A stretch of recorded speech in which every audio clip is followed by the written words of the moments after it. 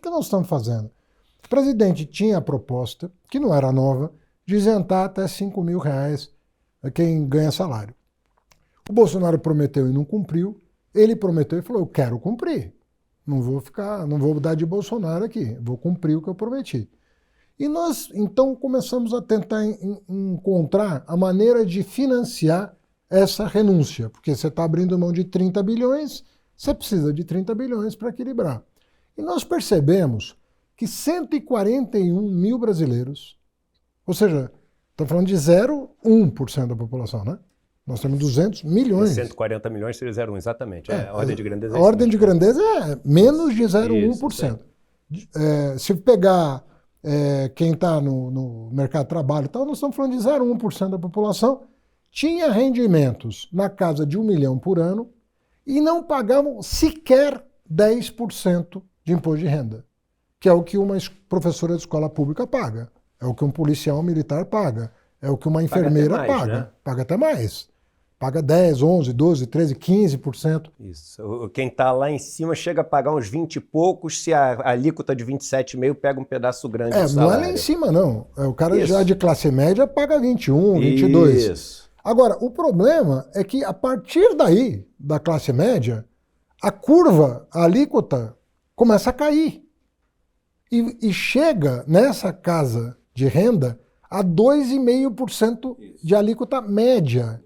O que nós propusemos? Na minha opinião, a equipe muito engenhosa falou assim, vamos pedir para esse cara que está pagando 2,5% de alíquota e que ganha mais de 1 milhão por ano, para completar 10%. Completar. Quer dizer, se ele paga 5, vai pagar mais 5. Se ele paga 2, vai pagar mais 8. Se ele paga 10, não vai pagar mais nada. Mas só de completar 10, dá os 30 bilhões necessários para isentar 10 milhões de brasileiros e reduzir o imposto de outros 5 milhões que ganham de 5 a 7 mil reais.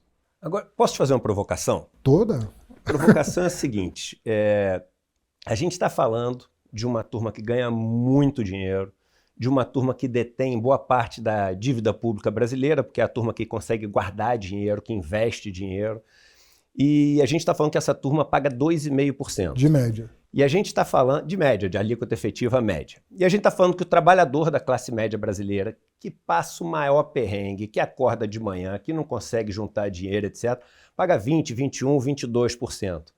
Por que a gente diz que a gente está fazendo justiça botando o cara para pagar 10%? Por que esse cara não tem que pagar 22%? Por que esse cara não tem que pagar 27%? Por que a gente luta pelos 10%? É isso que às vezes eu fico meio indignado, falando assim, esse cara ainda vai reclamar que está pagando menos do que o trabalhador. Você entende qual é a minha assim, indignação quando a gente busca os 10%? Eu falo assim, não, se é para ser justiça, esse cara tinha que pagar a mesma coisa que um professor paga. Você tem toda a razão.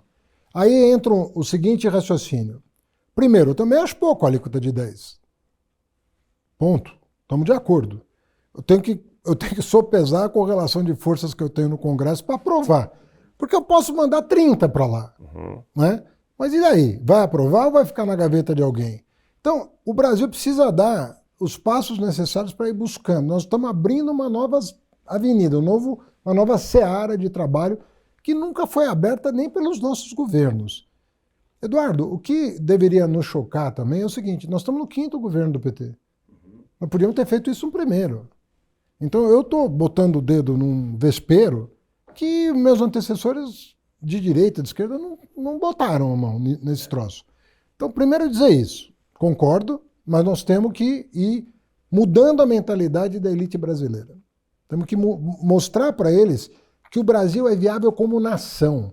Isso aqui não é um território extrativista, que o cara tira tudo, leva para fora, manda a família, leva o patrimônio e vai embora. Isso aqui é uma nação viável. Eles precisam entender isso. Então tem uma questão pedagógica em relação à elite brasileira, que é mudar a mentalidade da elite, deixar de ser extrativista e ser produtivista.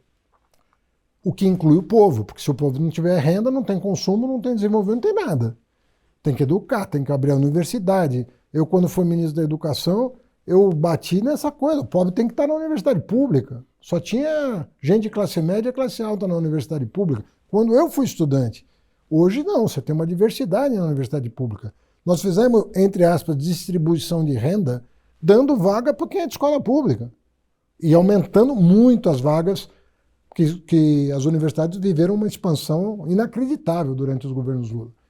Segundo, tinha uma questão que era o seguinte, eles queriam reduzir o imposto de pessoa jurídica. Porque eles diziam o seguinte, eu já pago 34% na minha empresa. Que a gente sabe que não paga, porque Que a tem gente- juros sobre capital próprio, que a gente sabe que tem um monte de manobra fiscal, É isso. provisão, um monte de coisa, né? Então, o projeto do Guedes era assim, não, vou cobrar 15, mas reduzia os 15 da pessoa jurídica. Então, ficava elas por elas. Por isso que eles não conseguiam encontrar espaço fiscal para isentar quem ganhava até 5 mil reais. Eu falei, não, a pessoa jurídica vai ficar pagando o que ela está pagando, mas como ela não paga, eu falei, eu vou cobrar 10, mas eu não vou mexer com pessoa jurídica. Agora, se você pagar os 34, você pode continuar isento nos dividendos. Mas quem paga 34? É tanto planejamento tributário. Ninguém paga. Não, 34, é tanto planejamento tributário que quando você vai ver ali, no frigir dos ovos, A alíquota efetiva média paga pelos bancos, efetiva, é de 14%. é isso. Então, o que nós fizemos? Nós introduzimos uma maneira de ver o problema diferenciada. Tanto é que quando os lobbies foram dentro do Congresso essa semana, dizendo, mas eu já pago 34, você tem que reduzir 10 da minha conta, os deputados mesmo falaram, não, mas se você paga 34, você vai continuar isento. E aí a máscara caiu. Agora, deixa eu te fazer uma pergunta. Vamos supor, você tem maioria no Congresso, o Congresso é nosso. Qual seria... Não, é porque é importante para as pessoas conhecerem o que está por trás do Haddad. Porque às vezes as pessoas pensam o seguinte, não, o Haddad está querendo fazer 10% porque ele não quer mexer com a Faria Lima, que não sei o quê. Se você tivesse maioria, qual seria a reforma tributária dos seus sonhos? Aquela utópica que você gostaria de ver acontecer? Qual seria a situação que te atenderia? Eu vou responder em duas, Tá. em duas fases. Primeiro, qual foi o ministro da Fazenda que mexeu nos vesperos que eu estou mexendo? Me diz, eu sou amigo de alguns. Quem mexeu com fundo offshore? Quem mexeu com fundo fechado?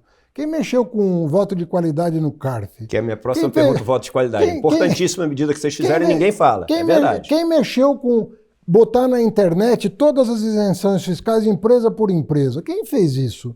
Eu não estou querendo me colocar acima e abaixo de ninguém, eu estou querendo dizer o seguinte, poxa, quando a pessoa vai lá me criticar nas redes sociais, falar que eu sou neoliberal, que eu sou comunista, que eu sou... Pô, presta atenção no que eu estou fazendo, pô.